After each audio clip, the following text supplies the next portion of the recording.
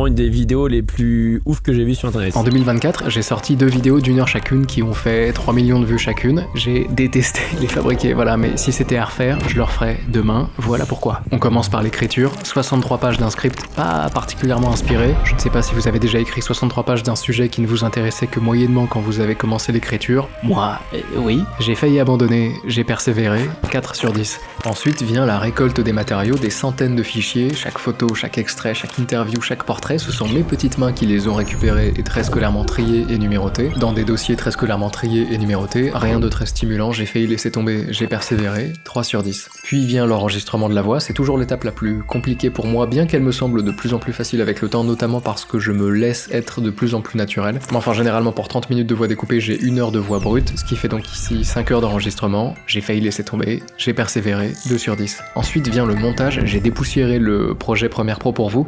C'est souvent la seule étape du processus que j'apprécie vraiment, c'est là que tout prend forme, la voix, la musique, l'image, et pour cette vidéo, c'est enfin là que j'ai vu le potentiel de ce que j'étais en train de fabriquer.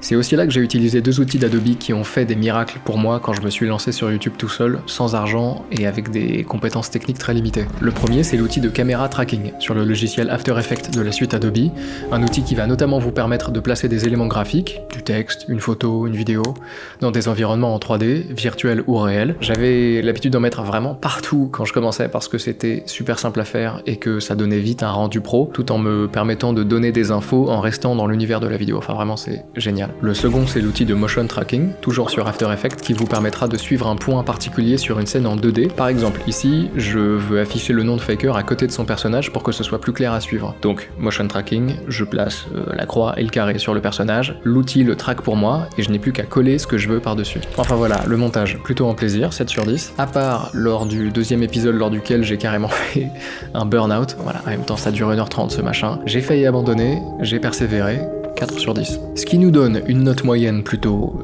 moyenne, et on peut légitimement se demander pourquoi dans ces conditions je continue à faire des vidéos si c'est aussi désagréable pour moi, à presque abandonner et à persévérer.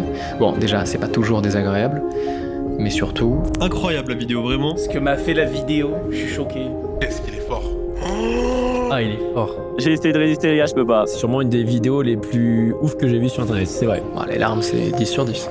Ça donne quand même envie de rouvrir une chaîne jeux vidéo.